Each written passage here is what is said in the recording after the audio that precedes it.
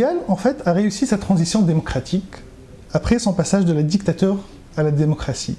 À l'occasion de la révolution justement des œillets, pourriez-vous un peu nous brosser un peu les contours importants de la révolution du jasmin en Tunisie? Oui, avec plaisir. Le Portugal a passé une transition à la démocratie, il fait maintenant 40 ans. Et si l'expérience des autres sert à quelque chose, peut servir pour éviter de commettre les erreurs que les autres ont commises. Et donc, c'est dans ce sens que je partage l'expérience portugaise. Je crois qu'il y a 3 ou 4 facteurs qui sont importants dans la transition. Tout d'abord, la Constitution.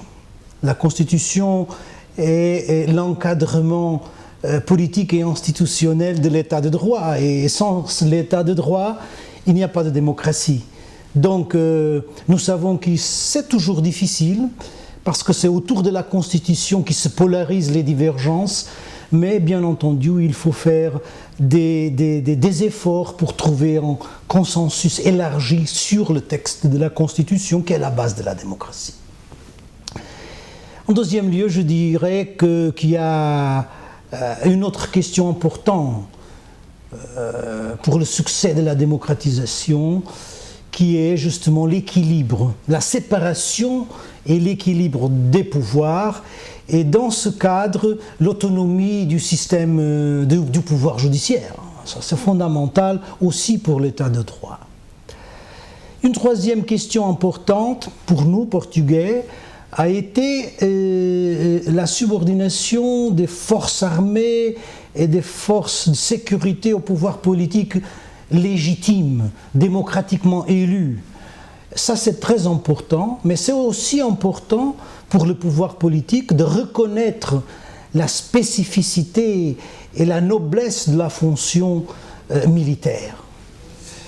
Finalement, il y a une chose qui est parfois difficile, mais qui est aussi importante pour le succès de la démocratisation, qui est la relation entre la politique et la religion, et concrètement entre l'État et les églises, dans le sens où la liberté religieuse est une liberté fondamentale et l'État doit être doit garantir la liberté religieuse, mais aussi au contraire, les religions doivent respecter la loi de l'État. Donc ce sont des conditions générales, c'est difficile à faire, à concrétiser, mais qui sont fondamentales pour une démocratisation avec succès.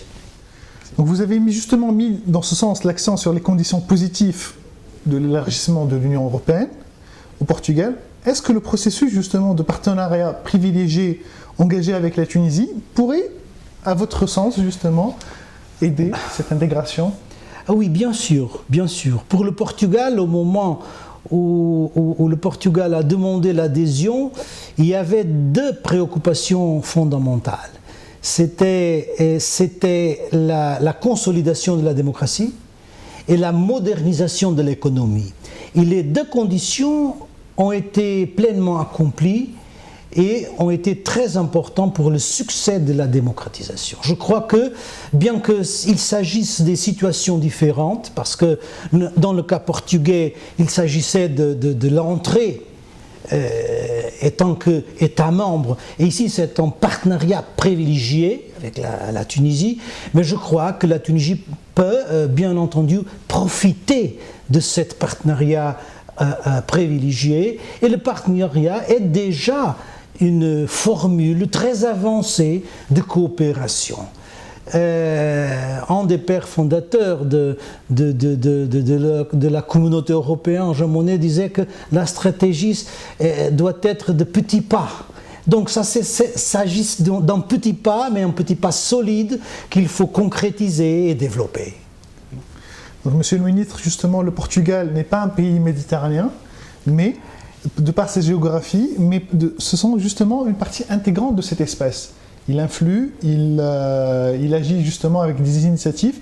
Que souhaiteriez-vous justement développer dans cette direction de pays par rapport à la Méditerranée? Bien, vous avez raison quand vous dites que le Portugal n'est pas un pays méditerranéen, dans le sens où la géographie politique, la géographie physique nous n'a pas donné une côte méditerranéenne. Mais le Portugal est un pays méditerranéen dans sa géographie humaine, c'est-à-dire dans les coutumes, des traditions, des relations avec l'Afrique du Nord. Et donc le Portugal se sent partie de cet ensemble méditerranéen. Depuis les années 90, le Portugal a commencé à développer une politique méditerranéenne et aujourd'hui, une partie importante, une priorité de la politique extérieure du Portugal est la Méditerranée. Le Portugal participe en toutes les initiatives de type multilatéral, c'est-à-dire du processus de Barcelone, de l'Union pour la Méditerranée, le 5+5, c'est un programme un peu plus concret qui a des résultats immédiats et dont nous sommes très fiers. Mais le Portugal a commencé à développer aussi des relations bilatérales avec les pays de la rive sud de la Méditerranée, et les relations entre le Portugal et la Tunisie sont, je crois, un exemple privilégié de cette coopération et du développement de cette relation qui est importante pour le Portugal.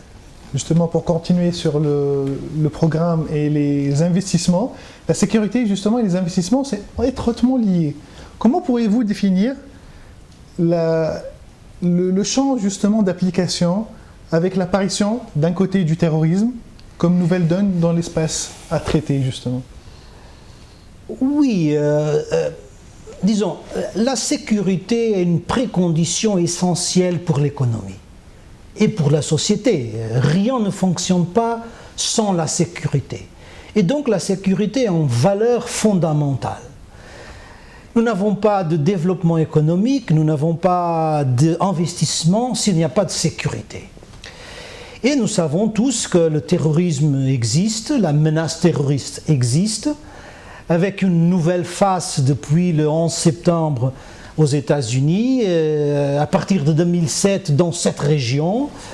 Mais je crois que plus important que la menace terroriste est la réponse que les États donnent à cette menace. Et je crois que depuis 2001 et 2007, les États ont une réponse claire à la menace terroriste. Cette réponse n'est pas seulement une réponse nationale, elle doit être nationale bien entendu, mais elle ne peut être seulement nationale, parce que la menace transnationale qui constitue le terrorisme exige une coopération internationale dans le domaine de la sécurité que je suis convaincu qu'est en train de se développer, et la même chose se passe, je crois, en Tunisie. C'est-à-dire la réponse que les autorités tunisiennes ont donnée est la meilleure confiance que les investisseurs puissent avoir. Excellent. Pour conclure, donc, vous étiez aujourd'hui l'invité du cercle diplomatique pour parler et dialoguer justement avec un think tank de gens qui veulent faire progresser ces relations avec les différents pays. C'est quoi le bilan de cette journée de rencontre? À mon avis, très positif. J'ai félicité le cercle diplomatique pour cette initiative que je crois qu'elle est non seulement importante, mais aussi elle est très opportune. C'est-à-dire le débat, l'échange d'opinions sur des questions de politique extérieure sont absolument fondamentales. Parce que dans les moments de transition, de révolution, nous sommes normalement absorbés par la politique antérieure, et parfois on tend à oublier la dimension internationale. Et donc cette initiative du cercle diplomatique nous appelle l'attention pour les questions internationales qui sont aussi l'autre face de la médaille de la transition. Donc mes félicitations au cercle diplomatique. Merci beaucoup. Avec plaisir.